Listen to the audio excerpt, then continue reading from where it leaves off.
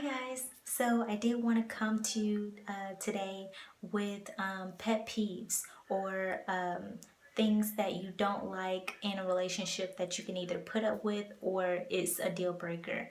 And I did have one that I wanted to talk to you guys about today, which was talking about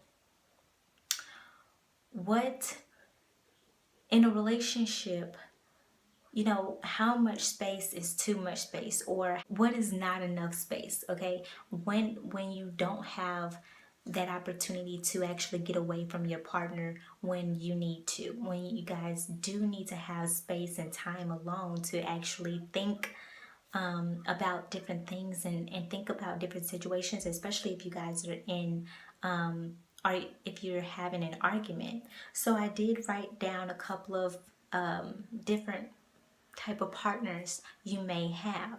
So one partner may be clingy. This means that the person is wanting to be around you 24/7, needs to feel loved, needs to feel like they are accepted and they are wanted. The second person is they may feel as though they are being cheated on. So they feel as though they need to be around you all the time to make sure that you aren't doing something that you're not supposed to do.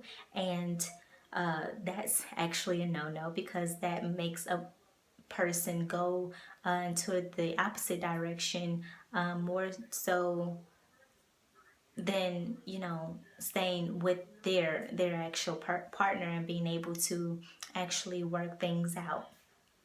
And then the other one is making someone feel as though you are rejecting them.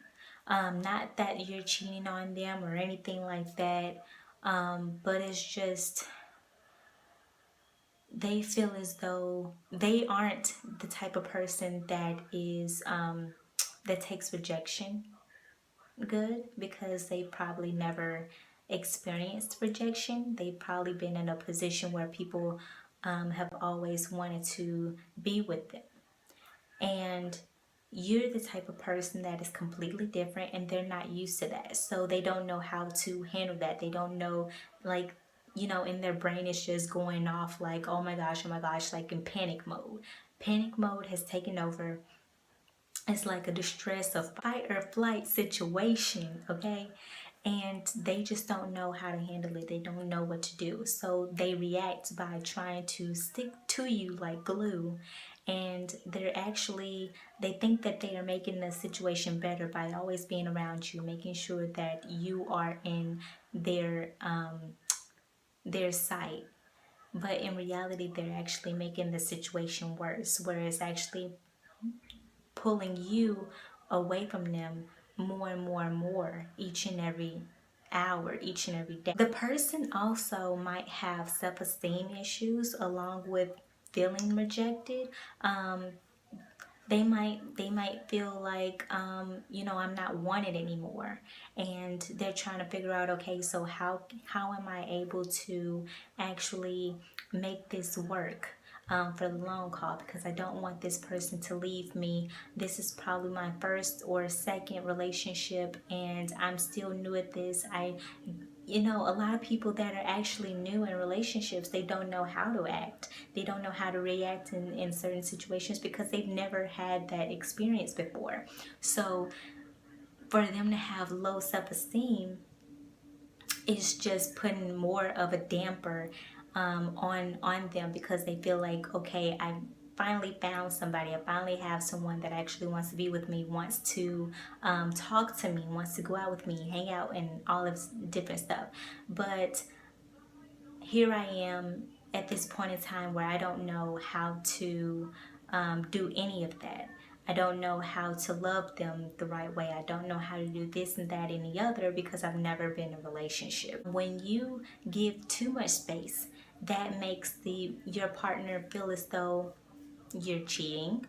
You may be feeling unattracted to them now when you give them too much space, because they have broken that barrier of, all of us all of us have our own little bubble. And it's like, okay, well, when your partner gets to that point where they actually like literally pop your bubble, then it's like, a lot of times it goes downhill from there, because it's like I don't have this opportunity to actually breathe, to actually think on my own, or think in a an area of solitude. I don't have that because this person is literally always around me, and I can never catch a break. I can never be by myself. Like, what am I supposed to do? So a lot of times people retaliate by actually going out there and cheating, and finding someone else that can actually that know what they're doing, actually can handle, situations like that. Feeling unattracted to that person, it's like you've basically gotten to the point where I can't stand to be around you because I never have the opportunity to be by myself. So therefore, what I feel now is that what I had for you in the beginning, when we first started talking, when we first started dating, is not there anymore. Or you may not be breaking up, and you don't want to break up with your partner because there's so many other characteristics about your partner that you love, but you just feel as though for you guys to have your own separate time, you have to actually like literally ignore your partner for them to stop talking to you, or to stop being around you. Because a lot of times when you ignore a person, they get, and you ignore them consistently, it makes them get to a point where they, a light bulb goes off in their head, and they say, oh, okay,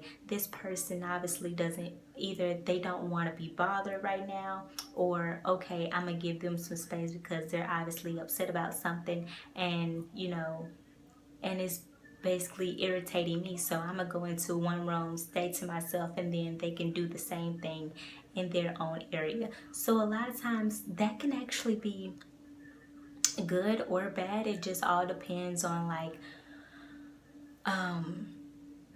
your partner, because I know some people, they will get very upset about that and feel as though like you're actually trying to you don't want to talk to them anymore, that something is wrong with them. They understand that you need your space, and so you get to a point, or you get to a point in time, maybe when you're arguing, that you just ignore the situation all at once, and you just go your way, and your partner goes their way.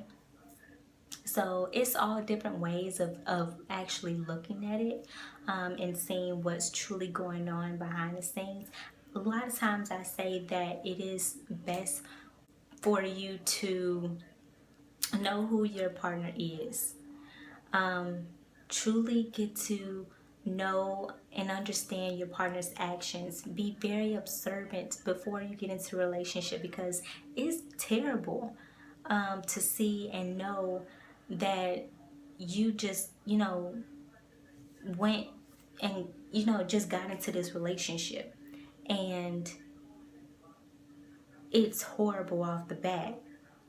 Than if you actually took the time to understand their flaws, understand their actions, their characteristics, and just getting to know that person in general. You have more of an understanding, and more of a will to actually stay with your partner. Now, if you are just like off the bat getting into a relationship, and you don't know much about your partner doesn't know much about you, but here you are, you're in a situation where you know your partner is acting like this, where they are not giving you the time by yourself, then you have a problem on your hands. This is something a lot of times where it does end up where you don't um, stay in the relationship because you don't know how to handle it. And I just want to leave that with you. At the end of the day, this is a lesson learned.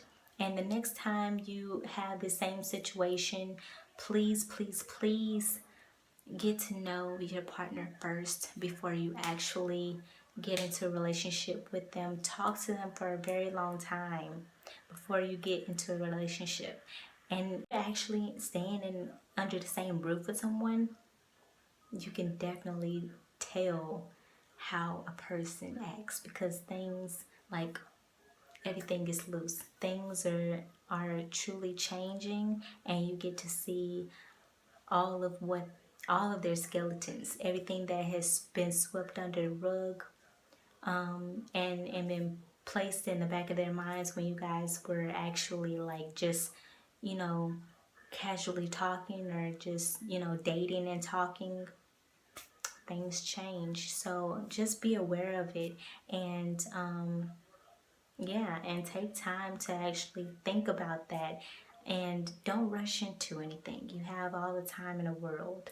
So just leave you with that. Guys, have a great day, and I'll talk to you soon.